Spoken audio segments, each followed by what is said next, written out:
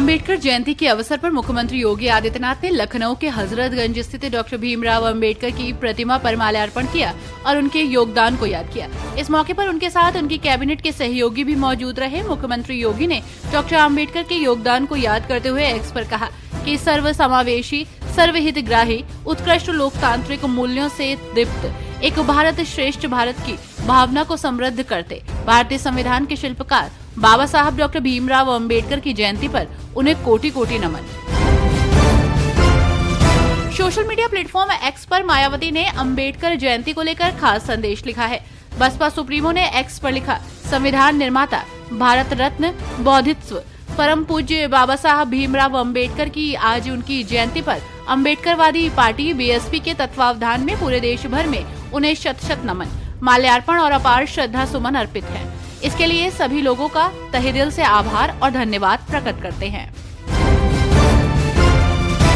बाबा साहब की जयंती पर मायावती ने केंद्र की भाजपा सरकार और पूर्ववर्ती कांग्रेस सरकार दोनों पर हमला बोला है। उन्होंने कहा कि बहुजनों की सामाजिक, आर्थिक और राजनीतिक स्थिति दोनों ही शासनकाल में अत्यंत दयनीय रही है।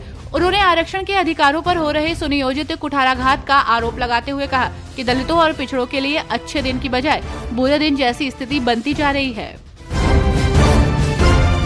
भाजपा ने 2027 के विधानसभा चुनाव को देखते हुए बाबा साहब भीमराव अंबेडकर की जयंती को वंचित वर्गों के साथ जुड़ने के अवसर के रूप में लिया है। पार्टी 13 दिनों तक चलने वाले अंबेडकर जयंती का आयोजन कर रही है, जिसमें मैराथन जैसी गतिविधियां शामिल हैं। भाजपा वंचित और अति पिछड़े वर्गों के बीच अपने विचारों को प्रसारित करने और उनकी गलतफहमियों को दूर करने की कोशिश कर रही है। बसपा प्रमुख मायावती ने अपने भतीजे आकाश आनंद को माफ कर दिया है। हालांकि उन्होंने इस बार साफ कर दिया है कि वो आकाश को फिर से उत्तराधिकारी नहीं बनाएंगी। उन्होंने एक्स हैंडल पर लिखा, आकाश को एक और मौका दिया गया। उन्होंने लिखा कि आकाश आनंद द्वारा एक्स पर आज अपने 4 पोस्ट में सार्वजनिक तौर पर अपनी गलतियों को मानने और सीनियर लोगों को पूरा सम्मान देने के साथ ही अपने ससुर की बातों में आगे नहीं आकर बीएसपी पार्टी और मूवमेंट के लिए जीवन समर्पित करने के मद्देनजर इन्हें एक और मौका दिए जाने का निर्णय लिया गया है। जगत गुरु रामभद्राचार्य ने संभल के बहजोई में राम कथा के मंच से हिंदुत्व को लेकर हुंकार भरी। उन्होंने कहा कि अब किसी भी तरह का समझौता नहीं होगा और जो सनातन का है वो उसे मिलना ही चाहिए। उन्होंने वक्फ बोर्ड के मुद्दे पर भी बात की और कहा कि अब इसको लेकर कानून बन गया है, जिससे हिंदू समुदाय के तीर्थ स्थलों की रक्षा हो सकेगी। कासगंज में गैंगरेप के एक मामले में आरोपी को लेकर बड़ा खुलासा हुआ। दावा है कि गैंगरेप के आरोपियों में से एक आरोपी बीजेपी का स्थानीय नेता है। उसका नाम अखिलेश प्रताप सिंह उर्फ गब्बर है। कासगंज में अपने मंगेतर के साथ घूमने गई एक युवती से 8 से 10 आरोपियों ने उन्हें अकेला पाकर घेर लिया था। उन्हें पकड़कर दूसरी जगह ले गए, जहां मंगेतर को बंधक बनाया और युवती के साथ दरिंदगी की गई।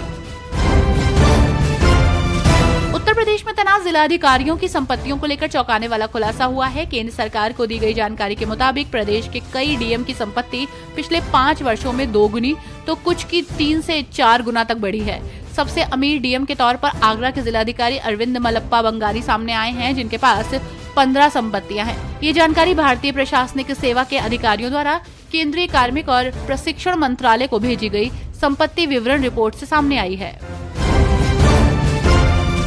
आगरा के गढ़ी रामी में रक्त स्वाभिमान सम्मेलन के बाद अब पटना में भी श्री राजपूत करनी सेना ने 9 मई को दिल्ली कूच का ऐलान किया है। उन्होंने वहां भी समाजवादी पार्टी का बहिष्कार करने की शपथ क्षत्रिय समाज के लोगों को दिलाई है।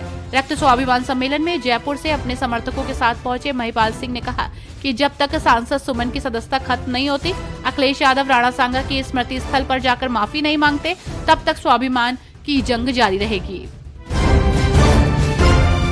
हज की ख्वाहिश रखने वाले 12 साल से कम उम्र के बच्चे इस बार सऊदी अरब नहीं जा सकेंगे। सऊदी अरब सरकार ने इनका वीजा जारी नहीं किया है। प्रदेश से इस बार 13,748 आजमीन को हज के लिए रवाना किया जाना है। हज के लिए रवाना होने वाले प्रदेश के विभिन्न जिलों के 18 बच्चे भी इसमें शामिल थे, जिनकी उम्र 12 साल से कम है, जिनके आवेदन निरस्त हो चुके हैं।